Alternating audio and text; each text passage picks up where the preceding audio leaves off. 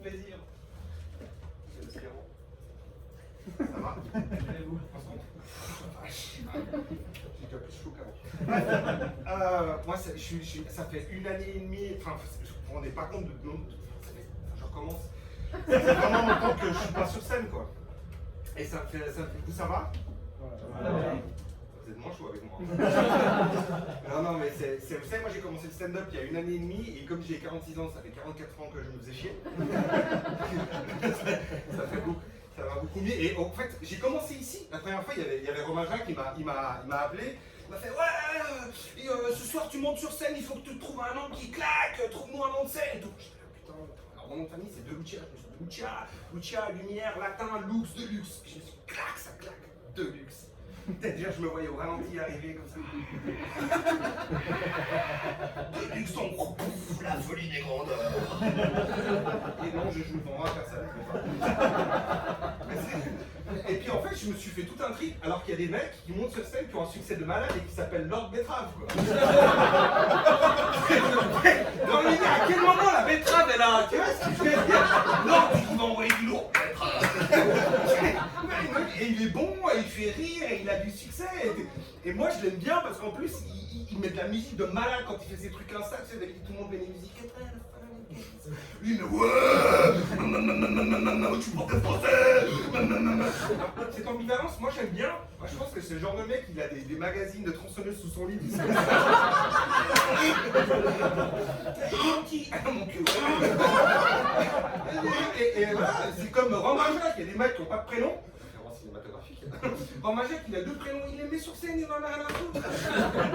En plus, ce soir, et Romain, tu sais que ce soir, on a quelqu'un qui est venu juste pour toi, on a une adolescente, quand même, je suis désolé, ça tombe sur toi, quoi.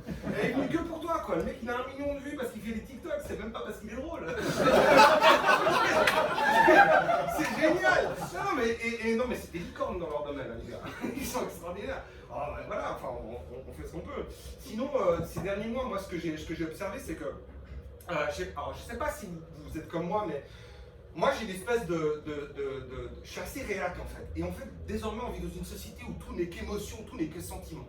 Hein, on fait attention aux sentiments des gens, c'est l'émotion des gens qui prime, c'est comme ça qu'on vit, il faut faire attention, hein, désormais les mecs qui sont là, ouais j'ai une femme, 2 enfants, mais bon j'ai envie d'être trappiste au Canada, je me casse, ils sont rien à battre, ils réfléchissent pas, ils sont CEO, ils ont 1500 employés, ils licencient tout le monde, ils vont vendre des pommes à la gare, c'est ouais, je le ressentais comme ça quoi, les gens réfléchissent plus, alors par contre, si ça peut vous être utile, dernièrement j'ai lu un bouquin que m'a offert mon ex-épouse, peut-être qu'il y a un signe. Le mec, il est coach personnel et il a dit les personnes qui prennent leurs décisions uniquement sur la base de leurs ressentis et de leurs sentiments, ce sont les enfants de 3 ans et les chiens. Et ça fait caca dans la rue. Donc si ça peut vous aider peut-être lors de prise de décision, peut-être pas tout faire sortir d'un coup comme ça, ce serait bien. C'est comme ces potes, ou ce pote qui vient de se faire poser et qui est désespéré, tu sais, qui n'arrive plus à réfléchir, il est là, ah, mais moi je l'aime, je l'aime. Et toi t'es là, mais mec, attends, putain, t'as piqué tout ton fric, ouais, mais merde, moi je l'aime. Mais mec, t'as trompé avec tous tes potes, ouais, mais moi je l'aime. Je sais pas, t'as la peur de l'abandon, qu'est-ce qui se passe? T'es instable émotionnellement? Je sais pas. Et là, pour le faire réagir, tu lui dis, bah, je sais pas, tire-toi une balle. Et il s'arrête, il regarde, il fait, ah mais tu réfléchis quand tu parles. Tu peux pas aller contre les sentiments, c'est pas possible désormais. On peut pas, par exemple, moi, depuis que je fais des blagues, pourtant j'adore ça, hein, j'adore être un peu irrespectueux comme ça. Par exemple, désormais, je peux plus dire que toutes les femmes sont des chieuses. Tu vois, ça se dit plus. Alors je ne dis plus que les femmes sont des chieuses. Parce qu'avant, quand je disais que les femmes étaient des chieuses, je pouvais dire que les femmes étaient des chieuses. Mais comme maintenant ça se fait plus, je ne peux plus dire que les femmes sont des chieuses. Voilà. Donc j'arrête de dire que les femmes sont des chieuses. Mais ça devait passer. Enfin voilà, quoi, c'est tout dans l'émotionnel. C'est comme, vous savez, moi j'aime bien un peu rembarrer les riches. Il n'y a pas très longtemps, j'ai discuté avec une copine et je lui disais, quand même, quand t'es riche, je lui dis excuse-moi, mais ouais, bon, tu peux avoir quelques problèmes, mais t'as pas vraiment, voilà, t'as de l'argent. Et puis elle me fait, attends,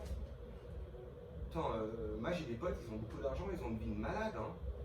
Là, c'est pas parce qu'ils ont 2 nounous, 2 femmes de ménage et qu'ils partent 5 fois par année au soleil qu'ils n'ont pas de problème. Hein. Non, effectivement, ils n'ont pas de problème. Vous avez déjà vu un riche qui fait une dépression? C'est génial. Mais putain, j'ai une crise d'angoisse. Mon cerveau est trop plein, j'arrive plus à prendre de décisions, je m'en sors plus, j'arrive vraiment plus à décider. Et là, le mec, lui dit, mais je sais pas, mon mec, je sais pas, fais un break, par 6 mois. Ici, ils disent, t'as qu'à prendre 2-3 jours, là, c'est par 6 mois, je sais pas, pars dans une maison, dans un maison de et le mec, il est là, ouais, t'as raison, mais putain, laquelle? J'arrive pas à prendre de décision. C'est génial d'être riche, d'être en dépression. Le pauvre, lui, quand il est en dépression, bah, il a le choix entre mourir très vite ou bien essayer de résister pour mourir plus tard. Alors, si on veut philosopher, parce qu'on a un prof de français ici, n'est-ce pas, mourir plus tard, ou tout de suite, c'est quand même le luxe de faire le choix de sa mort, n'est-ce pas? C'est bien d'être pauvre. Ça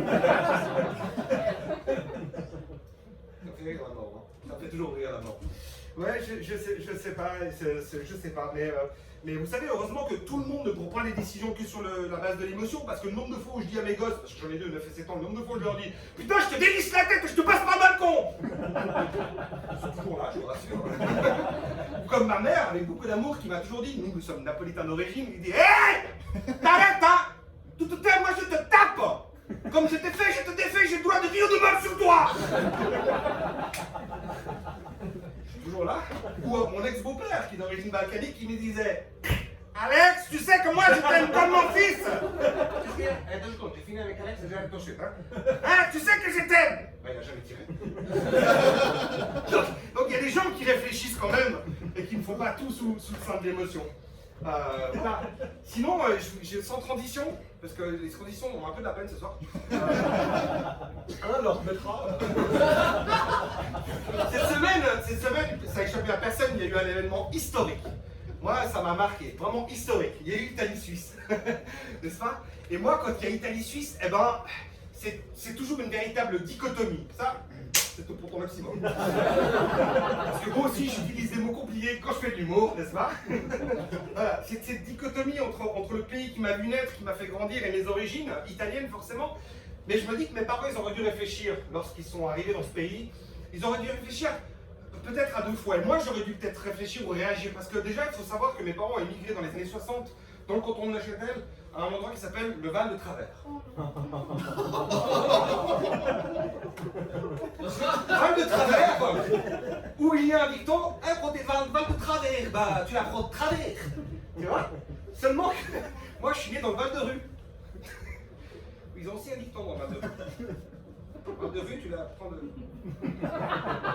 J'étais sûr qu'elle marcherait beaucoup mieux, celle-là. Alors, déjà, c'était mal parti.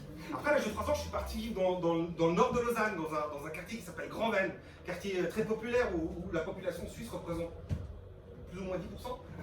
Donc on était très suisse, c'est très. J'ai vécu dans le canton de Vaud, j'ai vécu à Crissier, à Renan, j'ai joué au foot à Renan pendant plus de 15 ans. Hein, c'est-à-dire Renan où la population atteint plus ou moins le mythe, parce qu'on n'en trouve pas beaucoup. Et vous savez, les Vaudois, je ne sais pas si vous les connaissez bien, parce que moi qui suis Vaudois, il faut se méfier des Vaudois. Parce que sous leurs airs cons, avec un accent digne de l'amour avec un pré, ils sont hyper malins. Ils sont beaucoup plus carrés qu'on le pense. Vous connaissez, il y a les 4 accords Toltec. Vous connaissez? Putain, vous lisez les bouquins ou pas? C'est des accords Toltec, tu sais, ouais, fais comme ci, fais comme ça, tout, non? C'est une manière de vivre. Les Vaudois, ils ont les 4 accords vaudois. Ils fonctionnent toujours de la même manière. 1, ils s'excusent d'avance de ce qu'ils vont faire. 2, ils te rassurent. 3, ils dédramatisent. Et 4, pour boucler l'affaire, ils appellent la police. Et c'est comme quand ta mère te dit pourquoi? Parce que. Fin de la discussion. Avec les Vaudois, c'est pareil. C'est les flics directs. Tu vois, ça va marcher, mon Dieu.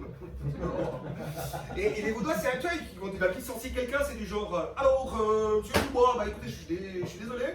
Va falloir que je licencie. Hein? Et donc, je m'excuse de le faire. Mais vous inquiétez pas, ça va aller. Et puis si vous allez au chômage, bah, c'est pas grave. Puis si vous vous énervez, bah, j'appelle la police. Tout passe comme ça. Et les Vaudois, en fait, ce qui est génial, c'est que ça marche même dans le sexe. Niveau cul, c'est génial. Le Vaudois, quand il baise, il arrive, il fait ma chère moitié, veux-tu s'il te plaît adopter la position dite de la levrette? Je m'excuse d'ores et déjà de te pratiquer ce que l'on appelle cum in sodomie. T'inquiète pas, ça va aller. Si t'as mal, c'est pas grave. Si tu fais chier, j'appelle la police. Elle est obligée d'accepter, meuf. Ils sont malins, les Vaudois. Ah, quand on bossait, moi j'ai joué à Renan, comme je vous dis, il n'y avait pas de Suisse à Renan. Renan, c'est un peu Mérin Empire. Je sais pas comment vous expliquer ça. Et on allait jouer dans le Gros de Vaud. Penel Jora, Sarah-Clépeux, Botofle. Sauf que nous, quand on arrive avec notre équipe de Renan dans le Gros de Vaud, c'est quand même génial, ça s'appelle le Gros de Vaud, quoi. Quand ils nous voyaient arriver, c'était un peu la tribu d'Amazonie qui voit les Blancs pour la première fois. Et probablement que dans leur regard, on comprenait déjà qu'on allait les massacrer. Est-ce que... Non mais c'est extraordinaire, quand l'arbitre arrivait dans les vestiaires, c'était genre « Bonjour, messieurs, arbitre Bolonais, je vais procéder à l'appel.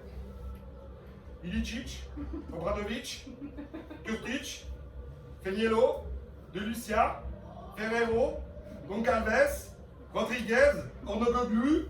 C'était vraiment pour lui, c'était un exercice de pulsion. Et comme tous les arbitres de junior, avant chaque match, ils donnaient des recommandations d'usage. Tu sais, les gens, messieurs, fair play, faites attention quand je prends une décision, la contestez pas, s'il vous plaît. Nous, ils s'adaptaient, mais pas d'a priori. Ils disaient, messieurs, je vous rappelle les règles de base. Les arbres à feu, les arbres blanches, tout comme le shit, ne sont pas autorisés.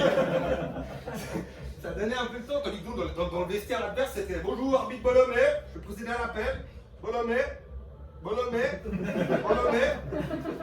vraiment on dit bonjour. Puis consanguinité oblige, il s'appelait tout Bolomé. C'est un peu bizarre. Et puis alors, pas de racisme au bord des terrains, ces parents qui étaient tellement bienveillants nous accueillaient vraiment avec des putain ce rital de merde. Tu es comédien dell'arte, t'avais une fracture ouverte comme ça. Lève-toi, arbitre, tourne le haut là, pendant que tu le perds. Tenaille ou bien? C'était horrible, horrible. Guerre de tranchées. Non, dans le canton de Vaud, c'était quelque chose. Puis après, j'ai étudié dans ce canton qui est cher à Lord Petras. J'arrive pas à faire un seul nom de merde. Je trouve ça génial. Mais pour moi, ça relève du génie. Moi. Je te jure que ça relève du génie. Je suis allé à Fribourg étudier mon droit. Parce que dans la vie, je suis avocat. Vous savez, on dirait pas, on dirait pas comme ça. Mais avec l'éducation un peu équilibrée que j'ai eue, je me suis dit que je pouvais être que avocat. Et je suis allé à Fribourg et j'ai rencontré une peuplade que j'aurais jamais pu rencontrer si j'avais pas été à Fribourg, ce sont les Suisses allemands. Effectivement. Mais pire que les Suisses allemands, ce sont les Suisses allemandes. Parce que vous savez, nous, dans les couloirs de l'université qui s'appelle Miséricorde, je vous jure que c'est un programme. Quand tu balades dans les couloirs, c'est il y a des morts, un peu des trucs comme ça. Tu vois, il y a des bombasses arriver, tu sais, des blondes avec des immenses seins comme ça, hyper bonnes. Tu te dis, oh putain, l'avion de chasse. Puis elle fait, hé Alex, les gosses, grand soufflé, grand fille. Non, pas là, non. Eh, baroum. Écoute, comme les autres, je fais parler mon ressenti là. C'est tout le côté émotionnel, c'était mieux que le bromure, hein, ça te coupe direct. Les Suisses allemands, c'était extraordinaire. Et puis après, je suis arrivé à Genève. Genève, ville internationale, où j'ai rencontré une autre peuplade assez après 20 ans, je ne comprends toujours pas, ce sont les Français, justement. Les Français qui, à part diminuer les charges sociales de l'entrepreneuriat, ne servent pas à grand chose. Fondamentalement, ça te fait beaucoup moins rire, ça. Les autres, ça me fait marrer, moi. Il est avocat, il va me coller un peu ce cul. Non, Genève, c'est voilà. À Genève, je me suis dit, tu vas faire ton stage, tu deviens avocat, ça fait 20 ans que je suis là, tu vas côtoyer des riches, tu vas te faire la thune. Un conseil, ça marche pas. ça marche pas. Donc voilà, moi Italie-Suisse, c'est toujours vraiment cette dichotomie, c'est assez compliqué à vivre, n'empêche. Et pas du tout. 3-0 vous a foutu les gars. 3-0 donc, mais 3-0 quoi. Voilà, c'était de luxe. Merci beaucoup.